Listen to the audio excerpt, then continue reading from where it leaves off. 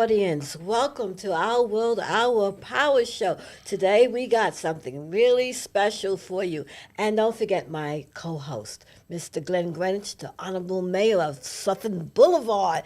Hey. How you doing, Glenn? How you doing? It's been a great. while. I'm great. It's a wonderful thing. Yeah. And we're back here bringing to you something very, very special today. As Pauline said, we have the Honorable Deputy Queens Borough President, Miss Ebony Young, is joining us today, and she's got some visions that she wants to share with us. So without further ado, Ebony Young, welcome to the show. Welcome you so to Our much. World. This is Power Hour, and I'm ready to get some power on with you guys. Okay, all right, okay. Let's go. Okay, one of the first questions I'm going to ask you, how do you start your day? How do I start my day? Well, I pray. Okay. I'm a prayer warrior. Oh, good. So I get up and pray. I typically do about 15 minutes of exercise to get my body blood moving and pumping, drink some water. Jump in the shower, and then everything, as the water and shower is flowing, my mind is flowing along with it. And then I jump into my day. So routine is really important. Water is critical. Okay. All right. Okay. Very good. Now, I know that you have 3 children. Mm-hmm. You have a very hectic schedule. What is one of your keys to a successful day? Meditation, being mindful about what I'm doing and what I'm putting my energy into. I think that's really critical, because sometimes we exhaust energy in places and spaces that we don't need to. So just being mindful about where are you putting out that energy? Is this critical or not critical? And, how do you maintain sanity, which I think is really important. Oh, absolutely. Okay. Absolutely. Because we know that we today have a lot of issues going on in our world. Absolutely. And we do need a balance somewhere spiritually and mentally. Absolutely. And physically. And physically. So all those 3 things do come together. Absolutely. Because I'm so proud of you when I see you up on stage. Oh, thank and you. You're talking, and it's so eloquent. You are a beautiful Black woman. Oh, thank you kindly. God be the glory. Yes. Yes, indeed. Yes, indeed. Yes, indeed. Glenn, go on. So I know that we've got quite a few challenges coming out of the pandemic, and certainly one of the destabilizing events is around mental health and the need for mental health. And I know that that's one of the things that you've been an advocate for inside of the Borough Presidents, and you have a lot of background. So folks probably don't have an idea of what your background is. Absolutely. So why don't you give us a little idea about your background so that people can get a sense of who you are, and then let's talk about that mental health. That's great. I started off in radio, believe it or not, with MS Communications. Oh, okay. Yeah, and I was Okay. an account executive. I was actually wanting to get on air and be a broadcaster. Oh, really? I did, absolutely. Okay. Now's your chance. Now's your chance. You want to get it. You got I it. absolutely did. And did that. What was really interesting about that, I did it for about a year and a half, and there was like something missing, a soul something that was missing in the progress. And I'm like, God, what is this? What is my spirit yearning for that I'm not getting here? Mm-hmm. I've got the people. I'm able to connect in ways that I love to connect with people. I'm talking to them. What am I missing? And then a girlfriend of mine came to me and said, Ebony, the YMCA is hiring, and I really think you're a connector to that whole mind, body, spirit stuff. Try it. I was like, well, I live it, so let me try it. Went on an interview, and they were just like, I was like, well, how much are you talking? For $30,000 less than what I was making. Oh, ouch. And I said, oh, no, there's no way. I'm not going to be able to live life. As time went on, something was drawing me to that position. As I was reading, I said, it's this whole encompassing of mind, body, and spirit, and this is what I do every day. I ended up taking the job, took a $30,000 pay cut, tripled that in 3 years, because it was where I was supposed to be. Okay. And that's a message. Yes, it is. Yes, it is. Yes, it is. Yes, it is. Yeah. I agree with you 100%. Yeah. So how did the borough president's office come into play? Yeah, politics was not in my trajectory. No? It was not. No. People have always been in my trajectory. Okay. Helping people, being beside them, finding ways, looking at resolution in unique and innovative forms. And what's interesting, as I spoke to people in our neighborhood, they're like, that is what politics should be. That is exactly yes. what it should be. It should be helping people, delivering messages appropriately, making sure people get everything they need to move forward. And when the borough president called, I said, you know what? I'm not a lover of politics, but I am a lover of what I just stated. And so I jumped in head first. Best thing I could have done. Amazing.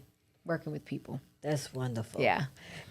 Go ahead, Glenn. You was Yeah, about to say well, something. I was gonna ask you. So, how did that relate to the initiatives? Because you're interested in youth, youth development, healthy living, social justice reform, to name a few of the things that you're interested in. So, tell us a little bit about how that got formulated and how you're looking to make that happen inside of the borough president's office. Very lovely. And I think starting from the real foundation of it is I was raised by a preacher and a teacher. Oh, okay. Okay, that Okay. sums it up for you right there. Yes, it does. Our doors were always open. We always served people. I watched my parents serve people all of my life, and I think it's just innately in me, right? And so in having that spirit that's innately in me, when I was, addressed with it, and there was an opportunity to work at the radio station and then flip over to the YMCA, that execution of that was so natural. It felt so organic and authentic. I really, hoped that people would think about the whole wellness tri-will, which is mind, body, and spirit, to heal and be better. And that shot off into, what are the problems of our youth? Mind, body, and spirit issues, gaps. What are the problems with our families? Mind, body, and spirit issues, gaps. What is the problem with our communities? People not connecting to themselves. So I know if that is addressed, so many other things are solved. Yeah. And so it was just a natural fit, and I really do know that the YMCA helped me to see that in a deliverable way. Okay. Right, because of the programs the Y offers and what they do, which is really working with families and youth. And adults and active older adults, and putting that whole concept, applying it into action. And so that's what I was able to do for 20 years.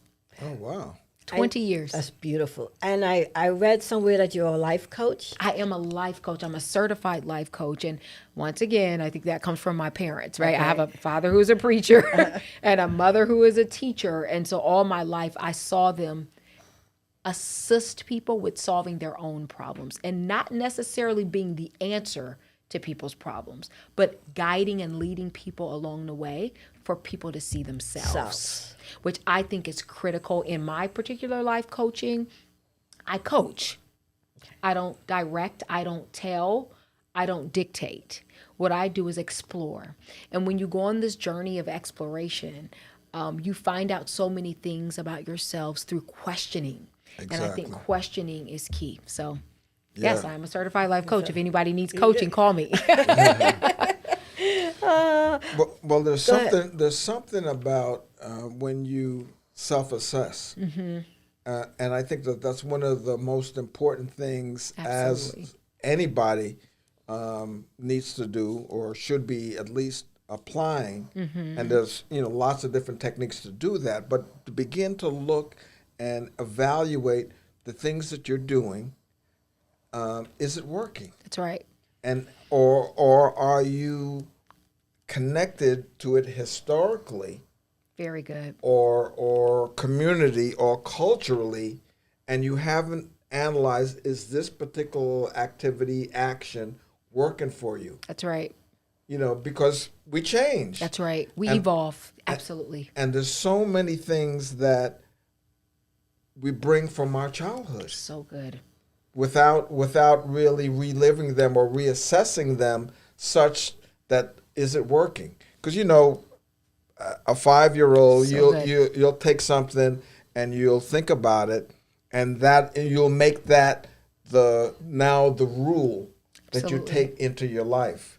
And so without that self-assessment, now I'm 20, now I'm 30, That's now right. I'm 40. That's right. Am I still responding like that 5-year-old to this particular issue or not? Which is kind of what we're pointing to off camera when we're talking about mental health. Absolutely. You know, It's your subconscious. So many things live, and this is active, living actively in our subconscious, deep, deep, deep down inside.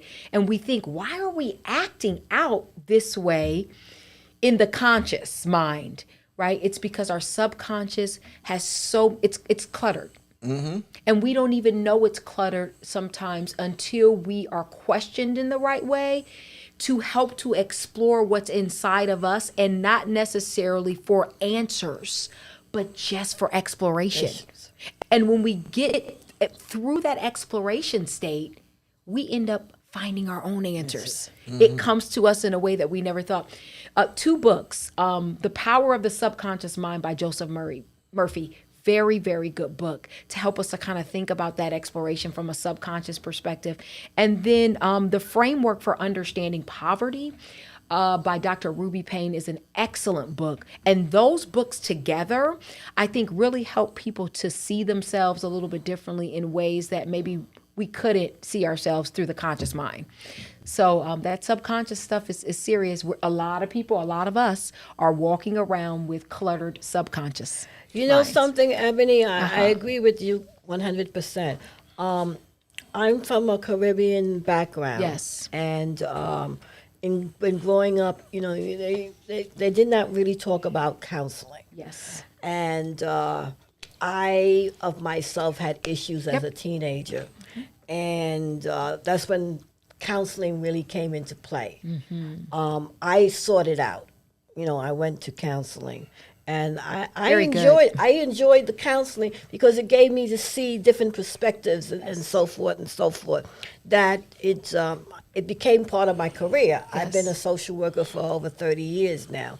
And but still, there's times that your mind does get cluttered. Yeah. And you need to sit back. You need to look at certain things and see it from a different perspective. And not a lot of people can do that. Yes. And that's coaching that you do and is very necessary. And that's why we need to normalize therapy. Yeah. I think that's critical. You talked about the evolution of the people that we are and how we evolve year after year after year. So once we clean out that clutter from any type of counseling or therapy, that clutter and cloudiness can come back at a different age for different reasons. Yes. And that is why, in particular, it's so important for us to think about preventative therapy.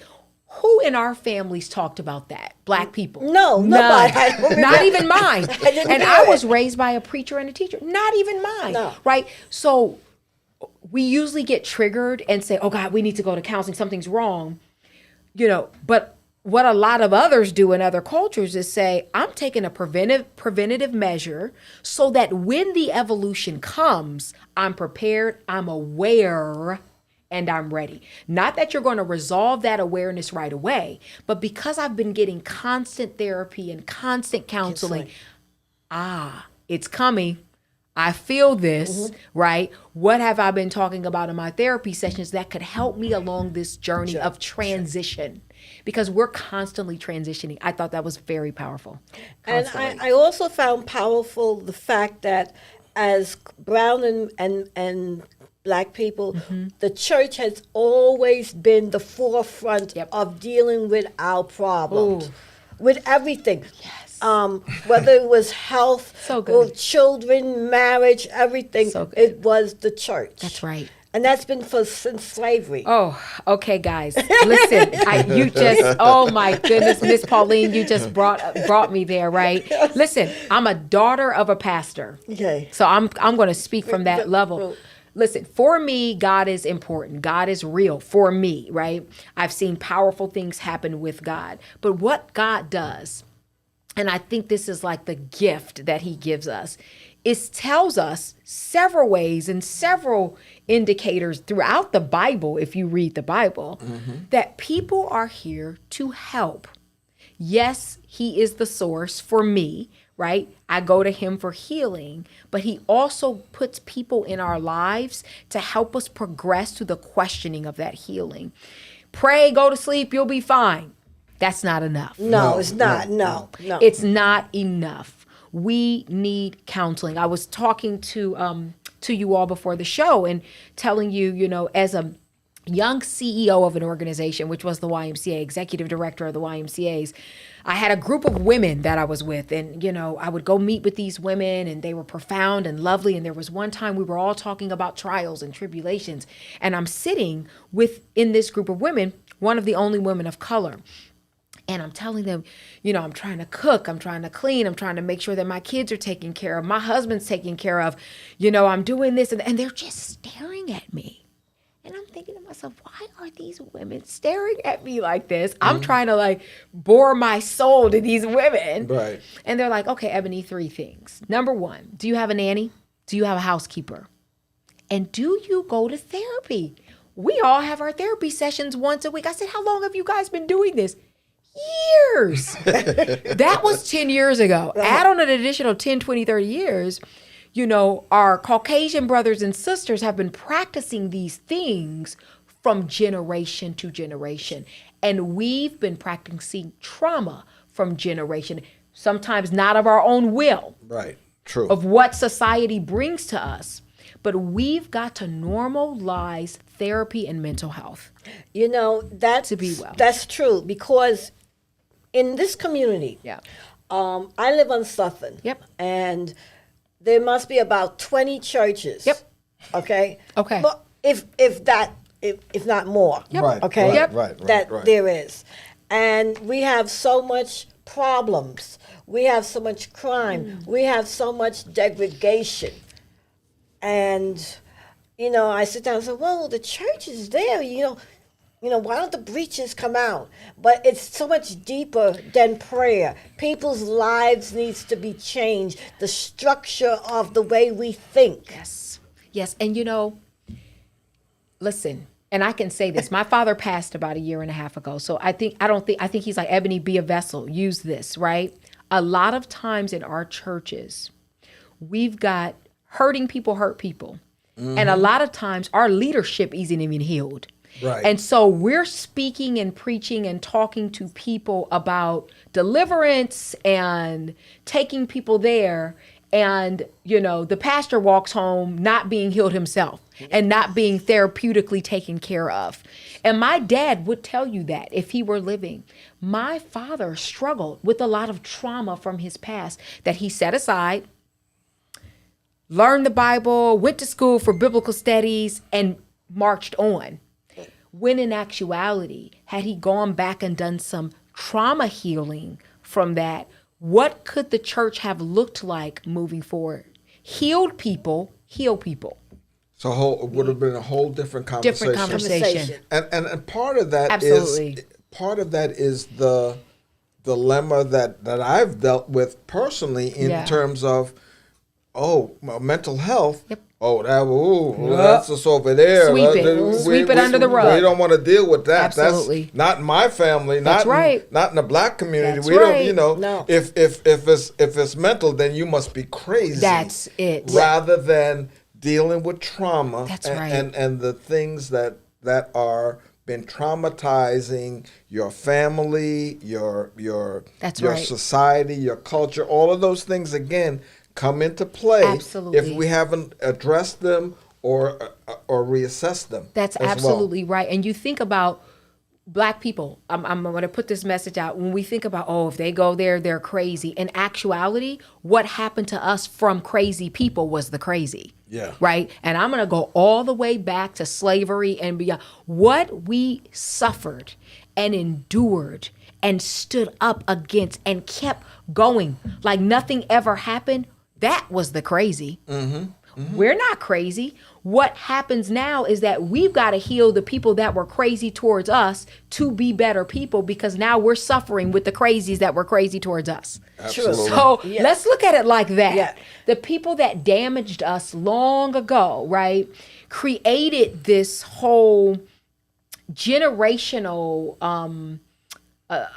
traumatic effects in our families, whether that be molestation, whether that be, a verbal and physical abuse, all of these things that we picked up throughout slavery. When we left slavery, we didn't leave the trauma. No. The trauma still sticks. I mean, I was just telling you, I was, read post-traumatic slave syndrome, and my daughter, my sister said, I don't think we're even post yet. I think we need to deal with pre, right? Yeah. So we're still healing from that, people. And listen, because I love my people and I love who I am as a person, therapy is important. I get it every week. It's important to be preventative. I get it every week myself, and I've been on medication for over 20-something years. Yes, and it helps. Oh, but it helps me think more clearly. It helps me be more peaceful. love that. Love it. Less angry. Yes. And it's so important. I want people to understand that medication can help. It doesn't mean that you're crazy. It does not mean that. And actually, it's a light to your life, which in turn gives light to everyone around you. Yes. So when you think about your children, when you think about your communities, when you think about the people on your job, when you think about giving light to yourself, the best way to do that is to be healed. Yes. And if that requires medication, weekly therapy, setting boundaries, finding your peace, yes, then do it, people. We love each other enough to be healed as a community. We must start with us. Yes. We have to. Yeah, we have to start. Yes. As one of my friends used to say, with the person in your underwear. That's it. That's exactly right. Look in the mirror. That's right. Oh, gosh. I see here that you have a master's degree and a bachelor's degree, and you also worked in radio, TV, and film. I did. Oh, Lord have mercy. Now, did you have a housekeeper then? No, I still don't. And that's something that I got to get myself together with. I really need to get myself together. So the balance of all that, I think, is something that I evolve in that evolution thing you were talking about, that I struggle with sometimes in my evolution, right? And saying, where are you right now? Where are your children? Where's your husband, right? My job right now keeps me out in the community 24/7. And my husband said to me the other day, I don't think he'd mind me sharing this, right? He's in Florida for a month on work. And I was talking to him on the phone, and he heard click, click, click, click, click, click, click. He said, Ebony, are you typing? Yeah, kinda. I just need to do this message real quick. He said, this is my time. Okay. Yeah. And that stopped me in my tracks. It really did. I'm like, oh my goodness, what am I doing? I'm working, and I'm not giving my husband any attention. And while men won't typically say, you're not giving me attention like a woman will, he'll say things like, are you typing? This is my time, right? And I need to take that as a cue to say stop. Speaking about because I can be a workaholic sometimes. Yes. That stopping is very important, because sometimes you're made to stop. That's right. Wow. I was made to stop. Wow. At 45 years old. Wow. I had 3 heart attacks. Wow. Had to have triple bypass. Listen. It stopped me dead in my tracks to be able to spend time with my children and time with myself. So good. As opposed to be on that roller coaster, always going. That's going. me. I get it. You can't always be going. I can totally identify with that. Sometimes you get stopped from those 3 ecosystemed areas. Yeah. Check our mind, check our body, check our spirit. When things start getting rocky and anxiety comes in, or, you find yourself on the edge, like, what's wrong with me? Why am I jumping it? Check the balance. Yeah. Because typically something is off. And for me, I can be a workaholic. I really, really can. I love my work. I love people. I love what I do. And so I have to be mindful sometimes of cues, like what my husband gave me the other day. Yeah. And this is my time. I'm Right. like, wow.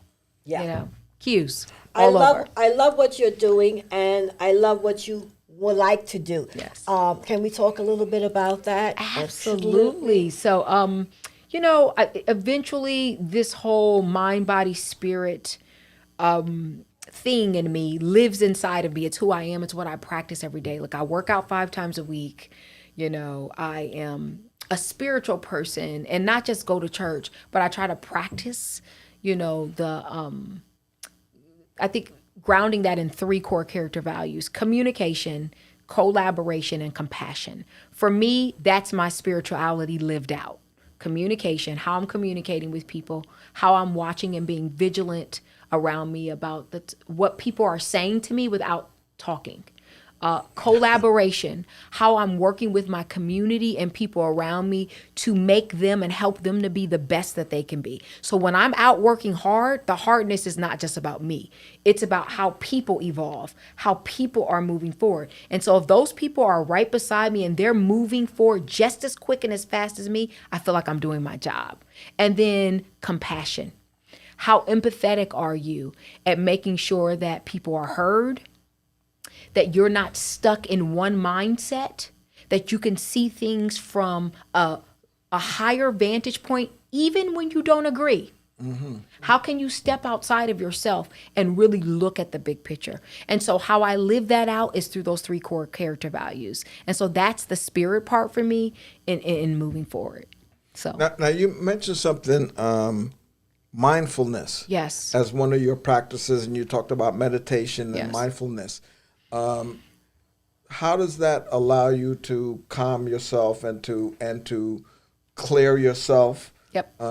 Which is one of the distinctions that we use in the International Black Summit. Yep. Clearing yourself so that you can hear what God is Yep. is saying. providing for you. That's right. For me, and I try not to be dictatorial in my wellness methods, but it's a measurement, a tool. What is that tool? What is that measurement? What is that thing that is holding you accountable to call you back to your center? Mm-hmm. So with whatever that thing is, how often am I reading it? How much am I cueing into that accountability measure? Because what it'll do, it'll speak to you in ways and call you back when you're off.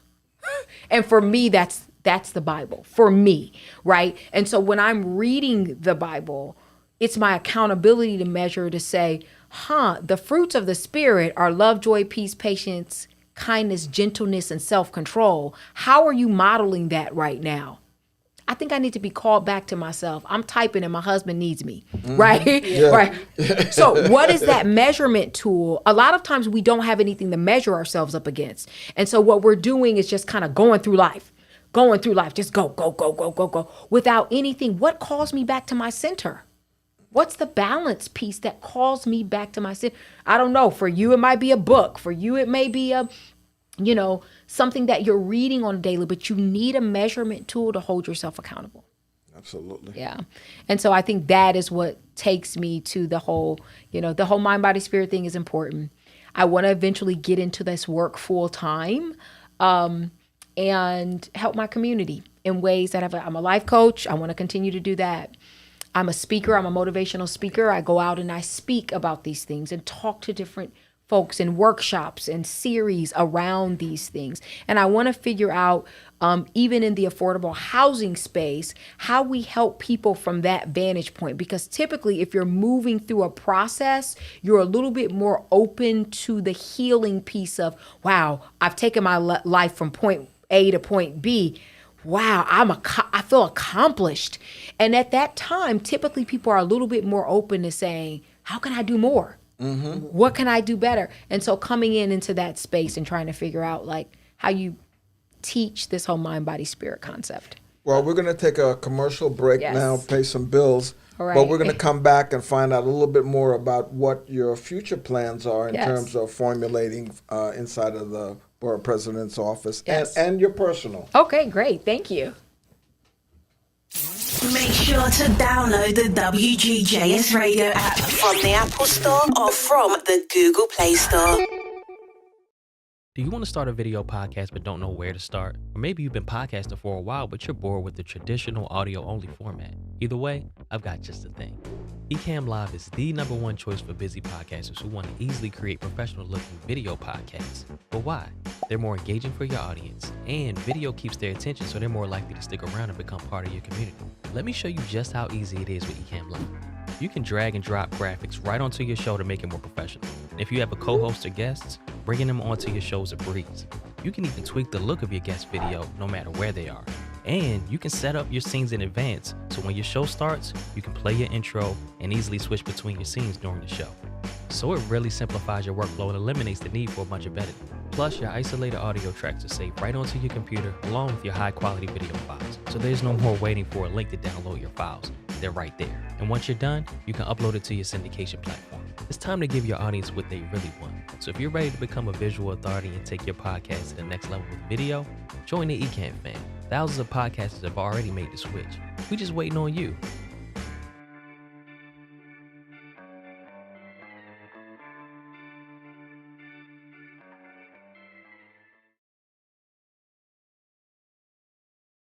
Great having you. Incredible women. I wish they had those kind of cool careers for women when we were growing up. So in this flashback, we're all the same age? Yeah. What does everyone want to be when they grow up? If I say 2 jobs, do I get extra credit? No. I want to make immersive video games. I want to revolutionize 3D printing. I want to analyze data from the cloud. I want to be a meteor. You mean meteorologist? No. That's great, Al. Follow your dreams. For the record, I was a baby in the 70s.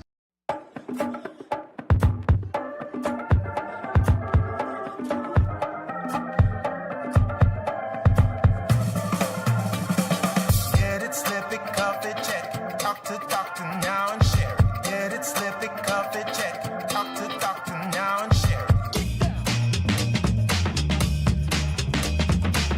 Gonna get it, gonna slip it, gonna cuff it. Check it, talk to doctor and share it. Gonna get it, gonna slip it, gonna cuff it. Check it, talk to doctor and share it. Get it, slip it, cuff it, check it. High blood pressure silently affects millions of Americans. Staying on top of your blood pressure is as simple as these 4 easy steps. Self-monitoring is power.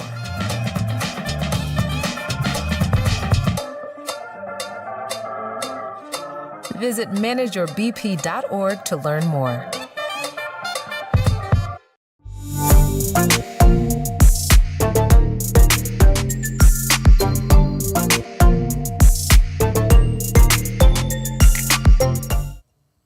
We're back here with the Deputy Queensborough President, Miss Ebony Young. All right. Right. I am so glad to have you on today. Thank you. And I know you want to talk about your podcast series that you want to start. Yes. So me and a co-host of mine, Jonathan Imperio, I've worked with him for the last 12 years. And not only do we bring the passion, but we bring the knowledge that we want to help execute on a podcast starting hopefully October the 21st. So we're looking at a start date of October 21st and really looking to speak and talk a little bit more about how we heal as a community and how that is formulated through a curated eye and not necessarily dictatorial. So this is not a podcast about coming on and telling you and giving you answers. It's about the whole exploration process, which I think is critical.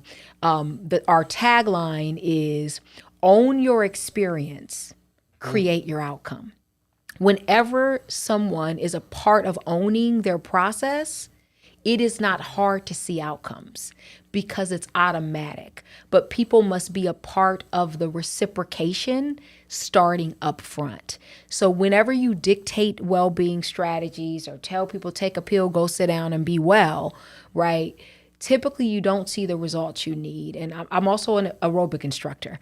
And so I instruct courses, and I have seen folks come into my classes being 100 pounds overweight, sticking with it because I help them to own their process throughout the class. So that's really important. Own your process, create your outcomes. Well, you've said a couple of super things in that conversation, and one is not being the victim. That's right. So you've taken that whole victimization That's right. conversation away by having them own it. That's it. And then, of course, when they can own it, then they know that the result is based on them having the conversation and being responsible for the outcome that they say that they want. There's so much light in that to me.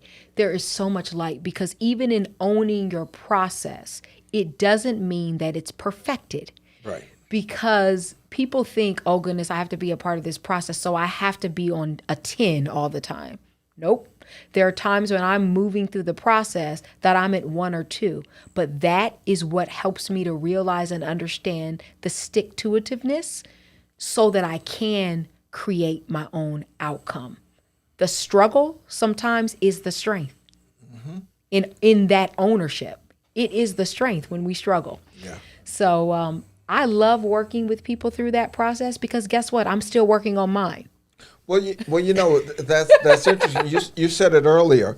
It's healed people healing other people around them. Believe that. And if you're in the process, you're conscious. It's present. That's right. In your day-to-day living, and when it becomes present, you can impact it because you can't impact something that you don't realize or not aware of. There you go. Yeah. And the only way to be aware is to make sure that it's void of ego. And part of being void of ego is knowing that you've never arrived, is that you're always evolving. I love the word that you use. It's an evolution constantly. And I'm constantly changing and I'm constantly learning and I'm constantly teaching. And that reciprocation is constantly happening in my life that's helping me to create better and better and better outcomes. So let's do it together. Yeah. Yeah, let's do this together. I see very much the need for it in our community. Yes. Absolutely. All we have to do is go out and substance. Yeah, that's right. true. And you see the need. The need. Because there's nothing quote unquote wrong with these people. No. Except that they haven't gotten access to ownership of their life. That's right. Their outcomes that are possible. That's right. And what is it that because we all have the same want in life. Yeah. We want to be safe. We want to be happy. We want to be heard. Nurtured. That's right. We want to be heard. And when you don't get that, you internalize it. That's right. And that internalization becomes a trauma It does. that we now take with us. And someone says hello to us and we want to smack them. Yeah. Yep. And all traumatization is silence. Think about it. It's a suffocation. All trauma is a state where you're at that's keeping you suffocated. And when you can't breathe and when somebody's on your neck constantly, think about that trauma being on your neck. And what wants to happen, what that trauma wants to do is sit there and keep silent, but you don't know, this is just the good thing, that you have the power to unleash the person on your neck and walk out of it. But the problem is a lot of people don't even know they have the power to do it. And so what we want to do on this podcast is to help people to be free. And sometimes it's liberation. Sometimes you actually feel somebody on your neck. I know exactly what you're talking about. I know exactly what you're talking about. There have been times in my life where I've been in transition where I'm like, I can't breathe. Mm-hmm. Mm-hmm. Yeah. No, Ebony, you're fine. No, I can't breathe. Yeah. Let me check the wheel. Let me check my measurement tool. Right? Yeah. But some people aren't even at the point where they don't have anything to measure against or don't know. And so that's okay. What we want to do on this podcast is expose it so that you can start to regurgitate. That regurgitation is so helpful. Think about a time when your stomach was just completely at odds, right? And you're like, I don't want to regurgitate, but if I do, I can feel so much better. Right. And when you do it, that release helps you to just live and be liberated completely. I love that. And I love the fact of what you're going to be doing. Yes. And I'm glad that we all are going to be a part of it. That you are. Yeah. All of us together. Together, and when we walk through this together, there's so many I think, nuggets that we can take along the way that we wouldn't get on this journey alone. Right. That we can give to each other. Yes. Well, I'm very, very excited. Mm-hmm. I think that we've got a great opportunity to serve this Queens community. Love it. I think that there are just a lot of opportunities. One of the things that we talked about, and you talked about off air, is having places to go. Oh. And so I think one of the focuses of the podcast is going to highlight some of the places and some of the opportunities that people may not be present to, may not be aware of, and we can bring those kinds of information to the masses so that they have some outlets, so they can begin to work on themselves. Enlightening. Yeah. That's so enlightening. And sometimes living in New York with all the chaos and the small spaces and the being confided in just one piece or space, where do we have to go and scream, right? This is a soundproof room, right? Sometimes all people need to do is scream, right? Yes, really? I do. Scream. I go on my terrace and I scream. Scream. I did it the other day. Nothing wrong with it. And my family looked at me like I was crazy. That's I said, a good okay, thing. I'm crazy. Yeah, That's I'm a good gonna thing. Scream. Yeah, and But you got to get it out. But you gotta get it out, you guys. Try it. I'm not saying do it in your house. Make sure everybody knows before you do this. Just scream at the top of your lungs and say, "Whoo, I needed that. I needed that release." Yes. Yeah. Right. That's so important. And you go from the stomach. All Get the it from way the up, gut. but yeah, all the way out and up. On my a lot of my coaching, and I typically don't give this away, but I am going to give this today. I will take people with me on a hiking trip. Right. And one-on-one, we'll just start talking. And as we're climbing, at various levels, and that physical exhaustion allows you to get out of that mental exhaustion and everything. And I'll ask people, how do you feel? I'm tired. I'm low. So talk to me about what that means. What's going on in your mind? Spit it out. And for some reason, people can spit out when they're under exhaustion. Oh, yes. That's when it does come out. It's coming out and it starts just flowing. And they were like, I didn't realize that this hiking trip would do this. It can. It really can. So you're right. Sometimes just having a room to just scream at the top of your lungs is the key. You're listening to Our World, Our Power. Please don't forget to follow us on Instagram, Our World Media. Subscribe to our YouTube channel, Our World Media #1. This has been a great conversation with the Queensboro Deputy Borough President, Miss Ebony Young. Very nice. Thank you so much for being on Our World. And how can people get a hold of you? Oh, they can go to my Instagram at Ebony Young Official and just follow me. There's tons of information there just about healing. All right. Okay. So we'll have more information. So check out our future shows. All right. And I'm going to put this out now. We're looking to create a Queens hip hop museum. Love that. So I think that's something that people have been asking about. I hear a couple of folks who've created some great statues on the LL Cool J and a few of the others. They're looking for a space, and we've got the talent here. We do. From Queens. So let's look at creating a hip hop museum. Right. Maybe cafe, restaurant to go with it, so they can serve a little something. Yeah. Music isn't a well-being strategy, by the way.